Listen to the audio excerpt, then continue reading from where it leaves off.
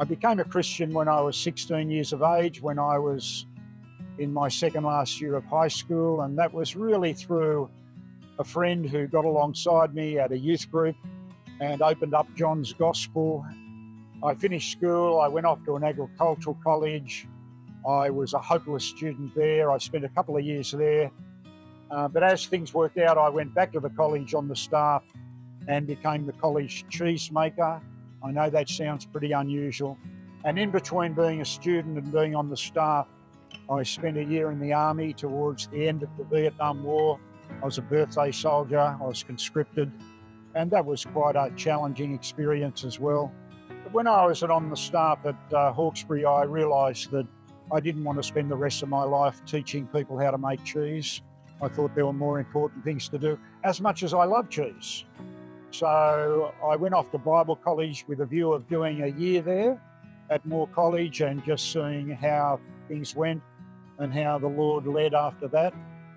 And so I started college in 1975. I was married to Helen. We did 3 years at college in the mid-70s. We had 2 children while we were at college. And then I got ordained in Western Australia and spent the first couple of years in a mining town in the iron ore area of the Pilbara in a town called Karratha. That was quite a challenging time for us with a couple of kids. Came back to Sydney, and my ministry has really been in the Sydney diocese for the last, I guess, about 45 years. Parishes of Miranda, Meadow, Kiama, St Philip's York Street.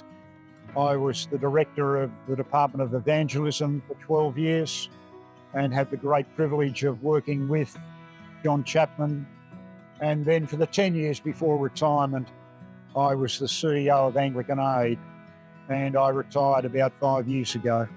I actually enjoy being retired. I don't go on with all this nonsense about how you never retire.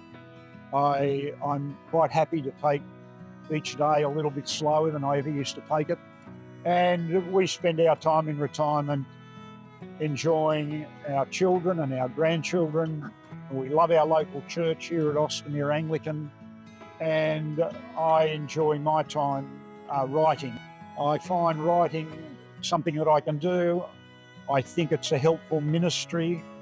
I do a fair bit of preaching around the diocese and in other places. I do a locum out on Lord Howe Island for 3 months each year. So life's fairly full. There's been a few shocks in recent years. We lost a daughter 4 years ago, and I was diagnosed with stage 4 metastatic melanoma 2 years ago and given 4 to 6 months to live. But God was kind in sparing my life and giving me a further season of life and ministry. We take each day as it comes. I have to have ongoing checkups, as you can appreciate, to make sure that the cancer hasn't come back. But at this stage, things seem fairly clear. Yeah, we're just very thankful to the Lord for each day that He gives us. Ever thankful for the wonderful gift of the forgiveness of sins that we have through the death and resurrection of our Lord Jesus.